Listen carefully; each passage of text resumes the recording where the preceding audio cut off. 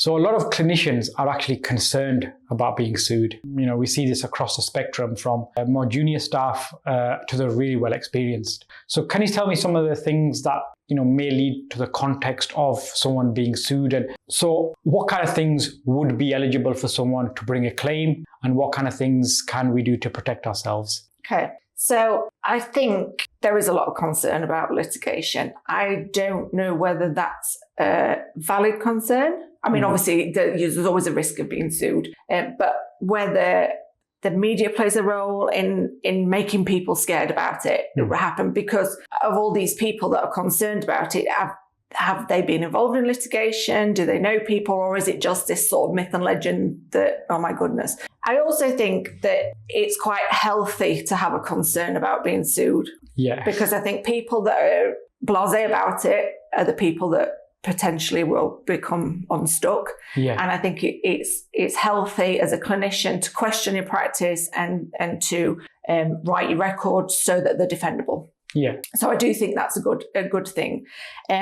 But there's a very, very big difference between people complaining and people suing. You will never stop people complaining. People complain, that's what we do. We're British, people complain. But just because you may have complaints about you doesn't mean you're going to get sued. Yeah. So to be sued, so there's three different sort of streams of litigation. There's tort law, so that's civil law. So that's when somebody is injured and they make a claim for compensation for that. Yeah. There's criminal law. So that's when something goes, so a clinical act goes beyond an accident, a mishap, negligence, so it becomes gross negligence. So that's when something is quite significantly beyond the realms of somebody just making an error. So for example, a lot of the big legal cases that, Harold Shipman, Lucy Letby, for example, that sort of thing. So they come into the media because there's a big criminal case against them. And there's also the coroner's court.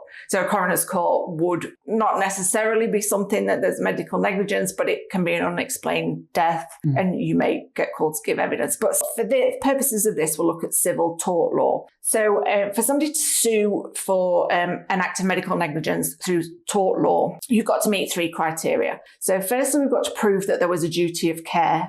So some areas, then that's quite straightforward. So if you go and have an appointment with a physio, you go to the physio appointment, you turn up, obviously there's a duty of care there, you've got that professional relationship. Some areas it's a little bit less obvious. So for example, if somebody rang up the GP practice and spoke to the receptionist and said, oh, I really need an appointment urgently. And the receptionist asked them what was wrong with them and said, oh, actually, you don't meet the criteria for an urgent appointment, so we don't have any. So that you've still got the duty of care. So your care starts at that point where somebody's deciding what's urgent, what's not urgent, what can wait. And sometimes... Sorry, just to stop. Would that be on the receptionist, or would you as a sort of a clinician in the practice, or is it in the protocol driven? So probably protocol driven. So is your receptionist trained to make that choice, or have they just gone a bit rogue and have decided they're gonna, you're not getting an appointment today? Not that I'm suggesting that happens, but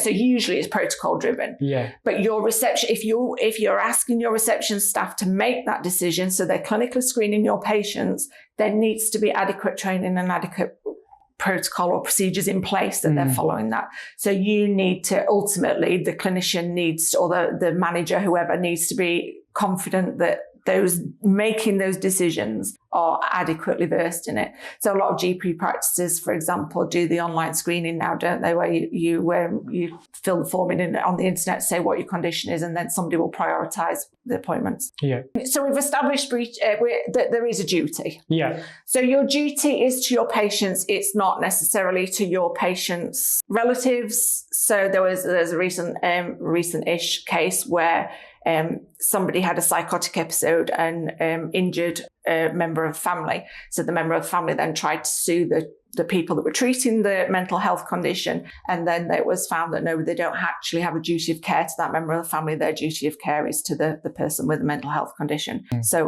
we need to clarify if we've got duty of care. Once we've established that there was a duty of care, it needs to be established that the duty of care was breached, so that the standard of treatment was not provided to an acceptable level, or somebody provided some treatment that was really not in the medical norm for something, really completely out there. No clinical evidence to suggest that works, but we'll do that anyway. Yeah. So we've got to know that you've breached your duty in some form. So that could be not seeing them, missing something, not referring on, not prescribing appropriate medication, or, prescribing something that was contraindicated. So that can be a vast amount of array of different things. And then once we've established that still doesn't mean that there's cause for litigation. So somebody can do something completely wrong and completely mess up, but if it doesn't cause harm, so the causation is not there, then that's really bad and a complaint is valid. But if they didn't cause harm, you can't take that any further in terms of litigation. Fine. If there is harm,